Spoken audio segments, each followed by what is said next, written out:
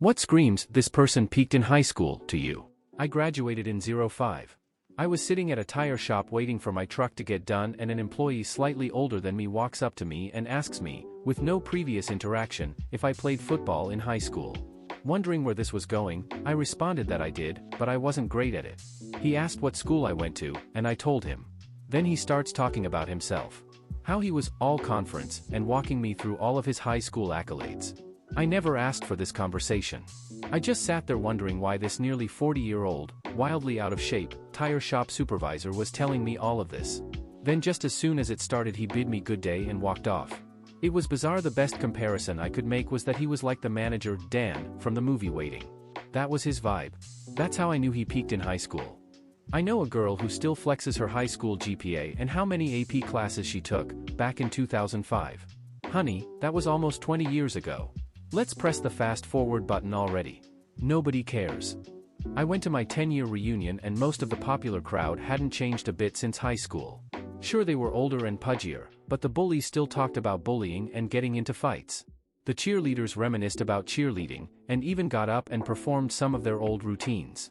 And when I asked around to see what they've been up to for the past decade, almost none of them mentioned having careers. The exception would be the former classmates who got jobs with the school as teachers or administrative staff. Now, to be fair, it was a reunion. So talking about high school is to be expected. But, even still, most of the regular crowd spoke about anything but school. I guess we were happy to move on. Still bragging about your SAT score 10 plus years later. Anyone who declares that they are a lawyer in a conflict. I was once in line to return something somewhere and some effing asshat was raising a stink loudly and holding up the works. He proclaimed he was a lawyer, and won too, and would drop dead before telling someone that to try and be scary, and I yelled out, "Not a very good one if you are losing to the customer service desk." Best laugh I will ever get out of a crowd. Hey girl, hey. Do you want to be your own boss babe while working from home, and it's just a pyramid scheme? My dad's oldest friend spent his entire adult life talking about his high school days. Dad says he was a very good-looking and popular guy at the time. We'll call him Tom. Tom made good early life and was a very successful salesman until he had a heart attack at age 33, which pretty much ended his professional career. From there, Tom worked a variety of odd jobs because he just couldn't get his act together. He became overweight and lost most of his hair and looked nothing like his younger self. Eventually, Tom found himself living out of his van and having to constantly borrow money from his mother and friends to survive. When they had their 25th graduating class reunion, my dad said Tom was the first to arrive and the last to leave. Tom, who was a regular fixture at our home in the 1980s, spent the next 2 months talking to my parents about how much fun he had at that reunion and how much enjoyed seeing everyone again and how he wished it could have lasted forever. Sadly, Tom passed away a few years later at 47 from another heart attack. He was a nice enough guy, and I am really glad he enjoyed that reunion. I had a conversation in a bar with a drinking buddy years ago. The guy kept going on about the one that got away. How perfect she was and their chemistry together, how natural it was, how he hasn't felt that way about any girl since, yada yada. He was feeling pretty sorry for himself and uninterested in meeting anyone else because they could never compare. When I asked how long ago it was that she moved away, he said, 8th grade. LMFAO. Still wearing class ring or Letterman jacket, that itself is self-explanatory. Mean girl energy over the age of 22 to 23.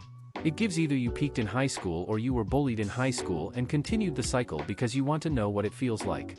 That is legitimately funny to see as an adult though. A once friend of ours decided to stir up drama and conflict in a friend group and started being incredibly nasty to my wife, but the catty comments she was making just weren't good.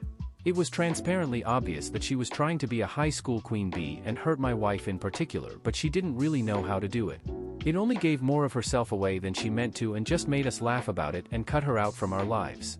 Friend group still got destroyed though, but what can you do? They'll scream at their kids at their sports games as if it's a world championship LOL.